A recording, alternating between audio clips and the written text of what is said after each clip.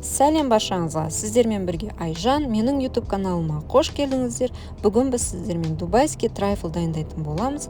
Ең алдымен бисквитін дайындап аламыз. Мына жерде менде жұмыртқа, осы жұмыртқамызға қантымызды салып, 2 есеге дейін көтерілгенге дейін жақсылап миксерлеп аламыз.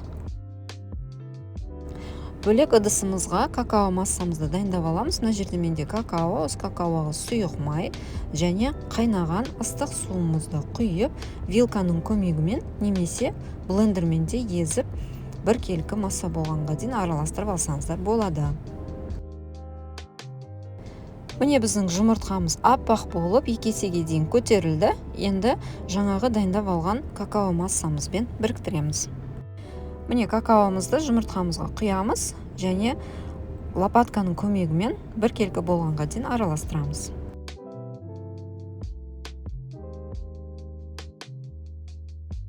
Ұнымызды міндетті түрде електен өткіземіз. Қопсытқыш, яғни разрыхлителімізді қосып, жақсылап бір араластырамыз және сұйық массамызға 2-3 бөліп салып араластыратын боламыз. Байқаңыздар, комочек қалып кетпесін, жақсылап араласу керек.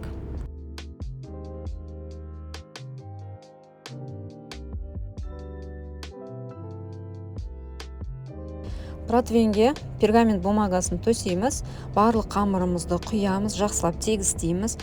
180 градуста қызып тұрған пеште шамамен 25-30 минут пісіріп аламыз. Шпажканың көмегімен піскен-піспегенін бақылаймыз.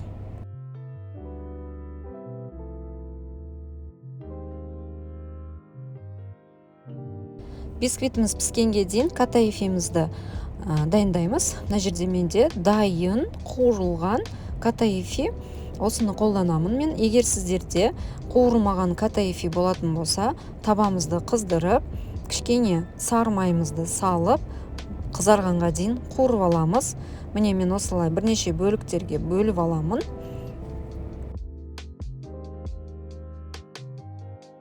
Міне катаифиді бірнеше бөліктерге бөліп, үгіттеп алдық.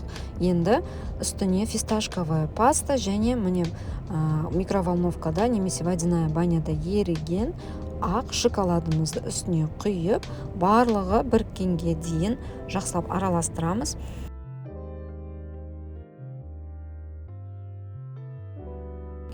Келесі кремін дайындаймыз. Мына жерде менде сливки, салқын болу керек міндетті түрде. Миксердің көмегімен плотный крем болғанға дейін араластырамыз. Еш нәрсе қоспаймыз, тек қана сливкидің өзін ғана араластыратын боламыз. Міне сливкимізді миксерлеп алдық. Қарасаңыздар, өте плотный әдемі крем шықты. Осы кремімізге сгущенное молоко және фисташковая пастамызды қосып, жақсылап араластырамыз.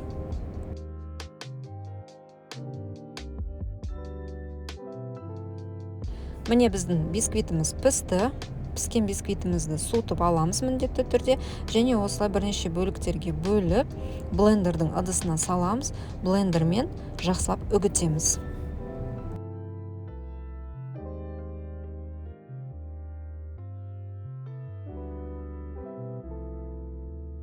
Келесі трайфлымызды жинаймыз. Ыдысымыздың түбіне ең алдымен кремімізді сығып шығамыз. Молынан сыға беріңіздер.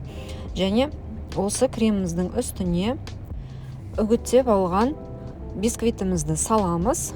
Міне осылай салып, кішкене ұрып жіберіңіздер, тегістеледі.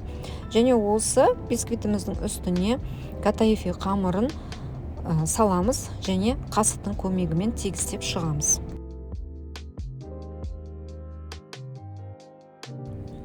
Трайфлымыздың бетіне құятын шоколадын дайындаймыз. Мына жерде менде молочный шоколад. Осы шоколадымызға ыстық, қайнамаған сливкимізді құямыз, жақсылап біркелкі болғанға дейін араластырамыз.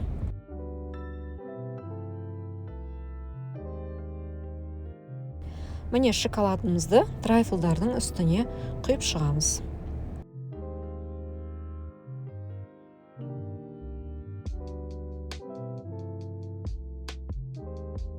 Фисташковая мука себеміз, міндетті емес, сеппесеңіздер де болады. Клубникамен немесе басқаша оформление жасасаңыздар болады. дәмі өте ерекше, столға қойғанға да әдемі көрінеді. Міндетті түрде жасап көріңіздер. Менің каналыма тіркелуді ұмытпаңыздар. Сұрақтарыңыз болса комментарий бөліміне жазып кетсеңіздер болады.